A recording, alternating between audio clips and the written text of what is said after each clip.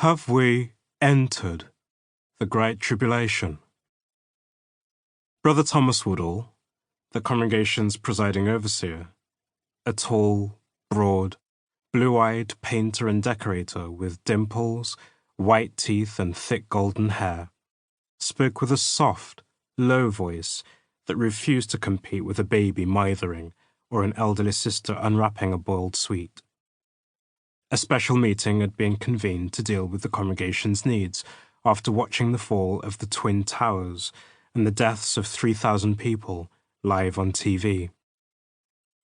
Tipton Kingdom Hall, hand-built by members of the congregation to a basic single-story architectural model, was packed full of beatific smiles, white with black, old with young. 2 extra rows of seats had been added. Fringe and erstwhile members came in and sat on the back row and were welcomed further forward. Disfellowshipped persons, shunned by the organization for their unrepented sins, slipped in at the last and sat by the door, ready to disappear at the end of the closing prayer.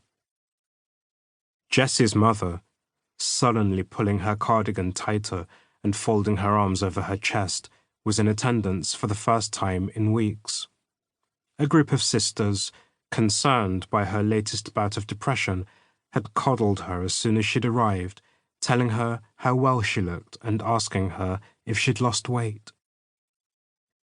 In the navy blue suit he'd bought for his son's recent wedding, Brother Woodall introduced from the rostrum Mark chapter 13, verses 1 to 8, holding his Bible up and out on the palm of his hand, broadening his chest like the bearded Christ on the board illustrating the scripture of the year.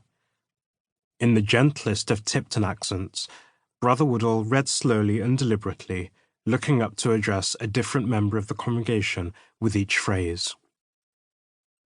As he was going out of the temple, one of his disciples said to him, "Teacher, see, what sort of stones and what sort of buildings?"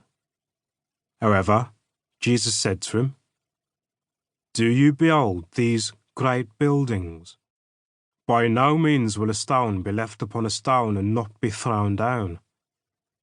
And as he was sitting on the Mount of Olives, with the temple in view, Peter and James and John and Andrew began to ask him privately, "Tell us, when will these things be, and what will be the sign when all these things are destined to come to a conclusion?" So Jesus started to say to them, "Look out that nobody misleads you. Many will come on the basis of my name, saying, 'I am he,' and will mislead many. Moreover, when you hear of wars and reports of wars, do not be terrified. These things must take place, but the end is not yet. For nation will rise against nation and kingdom against kingdom. There'll be earthquakes in one place after another. There will be food shortages. These are the beginning of pangs of distress." Jesse kept glancing at Fraser Hammond on the front row between his mother and brothers to see if he was paying attention. It was hard to tell. His head was always down as if in study, yet when the speaker, trying to get Fraser involved more, picked him out to read a verse aloud, Fraser simply shook his head, leaving the speaker to look awkwardly elsewhere. He'd graffitied his Bible with band logos right across the Holy Scriptures, and his parents, archetypes who'd moved up from South London when Ian Hammond accepted a placement at Dudley GP surgery, didn't seem to mind or care. Fraser had revealed to Jesse that he was dyslexic and had trouble reading, especially out loud. Jesse was flattered that Fraser would share such information with him.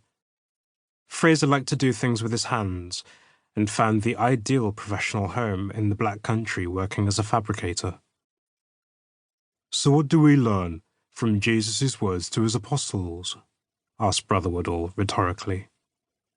"If we expect to put a date on God's coming day of judgment, perhaps we should say, 'Remember September 1975.